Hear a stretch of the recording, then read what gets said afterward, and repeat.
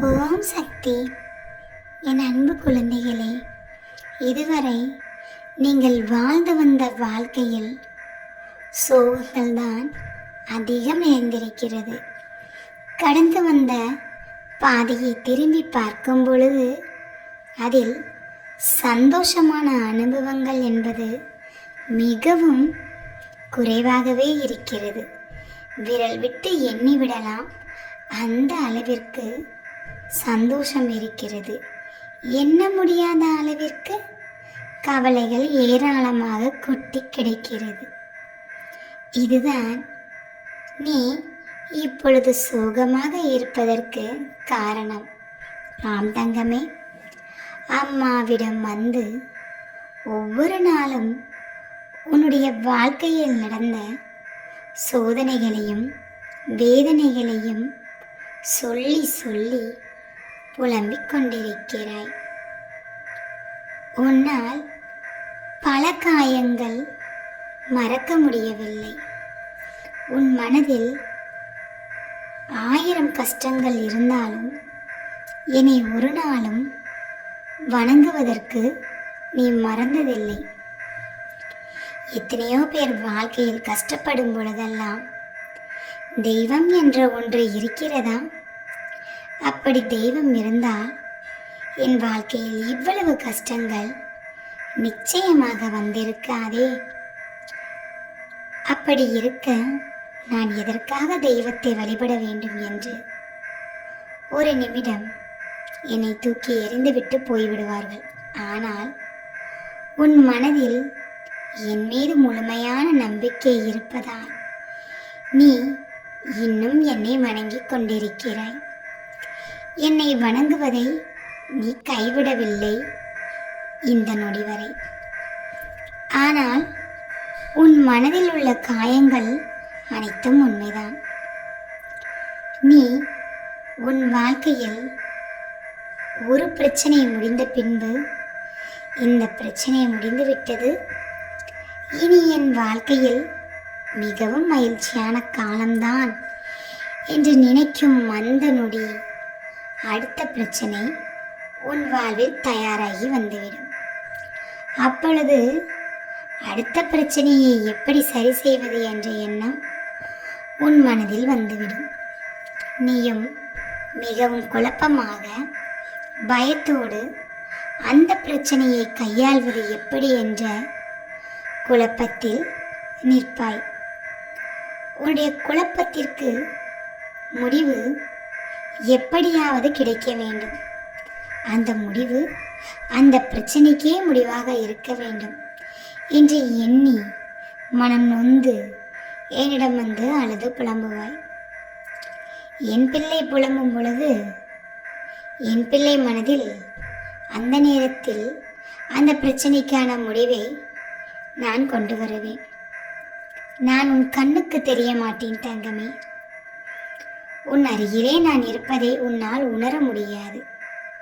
நீ அழைத்த உடனே உன் வீட்டிற்கு நான் வந்து உன் அருகில் அமர்ந்தாலும் அதை உன்னால் உணர முடியாது. உன்னுடைய கஷ்டங்கள் அனைத்தையும் என்னிடம் நீ சொன்னால் அந்த கஷ்டத்தை தீர்க்கக்கூடிய தைரியத்தையும் தன் நம்பிக்கையையும் உனக்கு நான் கொடுப்பேன். தவிர நானே வந்து அந்த பிரச்சனையை முடிக்க மாட்டேன். யாராவது ஒரு ரூபத்தில் கூட உனக்கு உதவி செய்ய அனுப்புவேன். ஆனால் நான் இல்லை என்று என் பிள்ளை இதுவரை நினைக்கவில்லை அல்லவா? நான் இந்த உலகத்தில் இல்லை என்று சொல்லும் மக்கள் அதிகமாக இருந்தாலும் நான் இருக்கிறேன் என்று நம்பும் என் குழந்தைகள் ஏராளமானோர் இருக்கிறார்கள். அவர்களின் நம்பிக்கைக்காக நிச்சயமாக ஒவ்வொருவருக்கும் நல்ல ஒரு தீர்வை நான் கொடுப்பேன். உங்களுடைய மனதில் இதுவரை நீங்கள் சந்தித்த பிரச்சனைகள் அனைத்திற்குமே ஒரு முடிவை எடுப்பதற்கான ஒரு வழியை நான் தான் கொடுத்து கொண்டிருக்கின்றேன். அது உனக்கு தெரியுமா? என்ன செய்வதென்று தெரியாமல் நீ திகைத்து கொண்டிருக்கும் பொழுதும் குழப்பத்தில் இருக்கும் பொழுதும் அந்த பிரச்சனைக்கு ஒரு முடிவை நான் தான் உனக்கு கொடுப்பேன். அதற்கு காரணம் என்னவென்று தெரியுமா? நீ என்னிடம் உடைய பிரச்சனைகளை சொல்லி சொல்லி புலம்பும் பொழுது, என் பிள்ளை வாடும் பொழுது நான் நிச்சயமாக அதற்கு ஒரு தீர்வை கொடுப்பேன். அந்த தீர்வை நீதான் எடுப்பாய். ஆனால் அந்த குழப்பமான சூழ்நிலையிலும் ஒரு நல்ல தீர்வை உனக்கு நான் கொடுக்கிறேன் அல்லவா? அதுதான் என்னுடைய ஆசீர்வாதம். என்னுடைய ஆசீர்வாதத்தை நீ பரிபூர்ணமாக பெற்றுக்கொண்டால் உன் வாழ்க்கையில் கஷ்டங்கள் இருக்காது. ஆனால் நீ நினைக்கிறாய், என்னுடைய வாழ்க்கையில் அடுக்கடுக்காக பிரச்சனைகள், ஆனால் சந்தோஷம் என்பது இதுவரை இல்லை. பின் எதற்காக இந்த வாழ்க்கையை வாழ வேண்டும்? குழந்தையே, ஒரு மரம் கனியை கொடுக்கிறது. அந்த கனியை கொடுப்பதற்கு முன்பு என்னவெல்லாம் நடக்கிறது ஒரு வருடத்திற்குள் யோசித்துப்பார். இலை உதிரும், மரத்தில் இலையே இல்லாமல் மொட்டையாக கூட நிற்கும். ஆனால் திரும்ப மழை பெய்யும் பொழுது இலை துளிர்விடும். இலை வந்தவுடன் அதில் பூ பூக்கும், பூ காய் காய்க்கும், காய் கனியாகும். அதில் பல கனிகள் கெட்டு போய்விடும். பல கனிகள் உங்களுக்கு சாப்பிடுவதற்கு வந்து சேரும். அந்த மரத்தில் எத்தனை மாற்றங்கள்! இத்தனையும் அந்த மரத்திற்கு கவலைகளும் தான், சந்தோஷமும் தான். இது மாதிரி தான் உன் வாழ்க்கை முழுவதும் சந்தோஷமாக உன்னால் வாழ முடியாது. ஒரு வருடத்தில் நீ வாழ்கிறாய் என்றால் பல கவலைகளை நீ கடந்துதான் ஆக வேண்டும். பல சாதனைகளை நீ செய்துதான் ஆக வேண்டும். இதுதான் வாழ்க்கை. சந்தோஷம் மட்டுமே வாழ்க்கை என்று எண்ணாதே. அனைத்துமே வாழ்க்கைதான். இந்த உலகத்தில் அடுத்தவர்களை பார்க்கும் பொழுது அவர்கள் சந்தோஷமாக வாழ்வதாக நீ நினைக்கிறாய். ஆனால் அவர்களின் வாழ்க்கையிலும் பல பிரச்சனைகளை அவர்கள் கடந்து வந்துதான் இருப்பார்கள். அவர்களிடம் கேட்டால்தான் புரியும் அவர்கள் பட்ட கஷ்டங்கள் என்னவென்று. இந்த உலகத்தில் படைக்கப்பட்ட ஒவ்வொரு மனிதனுக்கும் ஒரு கஷ்டங்கள் இருக்கத்தான் செய்யும், ஒரு கவலைகள் ஒளிந்திருக்கத்தான் செய்யும். அத்தனையும் கடந்து வாழ்வதுதான் வாழ்க்கை. அந்த வாழ்க்கையை தான் நீங்கள் வாழ்ந்து கொண்டிருக்கிறீர்கள். பிரச்சனைகளை காணாமல் வாழ்வதல்ல வாழ்க்கை.